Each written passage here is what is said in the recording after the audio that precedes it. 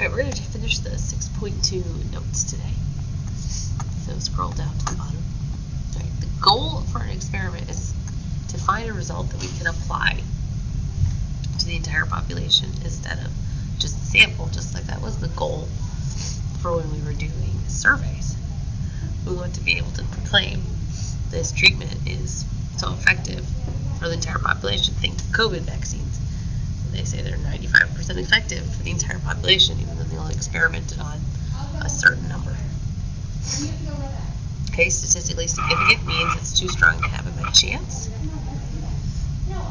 Lack of realism can limit some usefulness of experiments. For example, the one I gave on the half day about sleep levels influencing SAT scores. It's not super realistic because there's so many other things that institute your SAT scores, like your actual knowledge and other such things. You'd have to take the SAT multiple times and do different sleep levels multiple times for those to be realistic. Next one is completely randomized experimental design, where all experimental subjects are allocated at random. That is definitely the best way to do it. You want to randomly assign people to get the actual COVID vaccine or to get the placebo. And if you are completely random, any other factors should be randomized out. For example, if you had somebody who had heart disease, a couple people with heart disease, they should randomly be equally split into two groups, so you'll get the same people with heart disease in one group as you will in the other group. A matched pairs design is something that actually will help with your randomization. If you have two people with heart disease and they're at the same kind of level, you want each of them in one group, and then they kind of become a pair. And you see how one affects one and one affects the other. Two people of the same age and gender might become a pair. Two people of the same weight could become a pair. Two people of the same grade level and academic score could become a pair. So usually you want to match people up that are quite alike and then put one of each into a group. That's a matched pair. Sometimes the pair is the same subject getting both treatments. If we took the SAT multiple times, maybe the first time you get lots of sleep, the second time you don't get a lot of sleep. So that's like a pair, but it's the same person. And then we talked a little bit about this on yesterday's assignment. A block is when you are grouping your data. So if let's talk about COVID again. We gave the COVID vaccine to people who were overweight, people who were underweight, people who were regular weight. And we might put each of those three groups as a separate block and watch how the vaccine works in each of those separate blocks. We might watch men and women separately. We might watch people 50 and older separately from people who are 50 and younger. That is a block, same as when we stratified samples. Okay.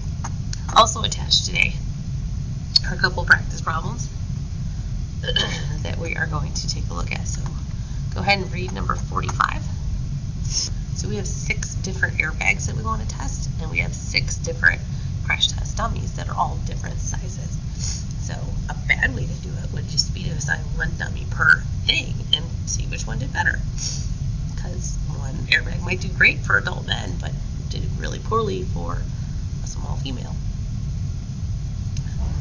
So a better way to design it would be to test each of the 6 bags, with each of the 6 dummies. So you're going to have to do 36 tests. But that way, you're getting data for each bag on a variety of different people to see which one operates the best for the most people. So describe that carefully, where each bag gets tested 6 different times with a different body type each time. Okay, then we take a look at 46. Okay, so we have a bunch of people with anxiety. They get their levels tested at the beginning. That's good. But then they were all taught how to meditate, and they all did it regularly. So there was no control group, which means there was no group that just was tested, and then 6 months later we tested you again, you didn't do anything different in between. So why is this a blunder?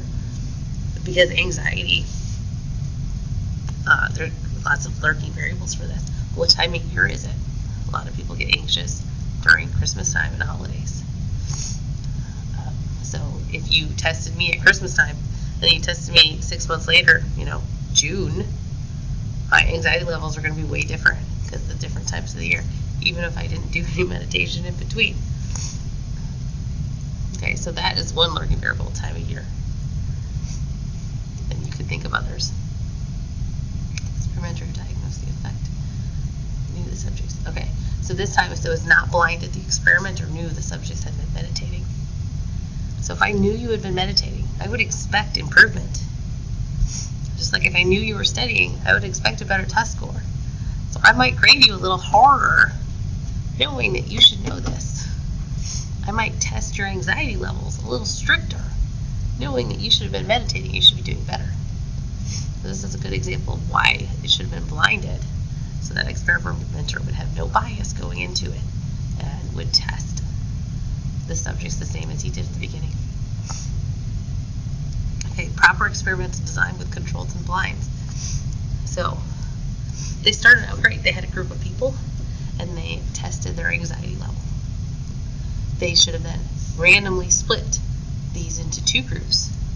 One who was shown meditation and did that regularly for a month, and one who did nothing. Live your life the way you've been living it. After a month, we come back together. I'm the experimenter. I don't know which group you were in. So you could say something like blind post-test. Experimenters treating both patients the same, because they don't know which ones have been meditating and which ones haven't. And then we compare the levels from the pre-test to the post-test. All right, so your assignment for today is to think of a couple of different experiments that would be good using matched pairs or blocks. And they don't have to be ethical or reasonable. You can experiment on, taking a whole bunch of caffeine before you go to bed and see what the dream state is. Make something up. Anything that you're curious about finding out about people. We won't be actually doing these things. So we can kind of go a little off the wall. I will see you guys in the meet. We'll talk about it.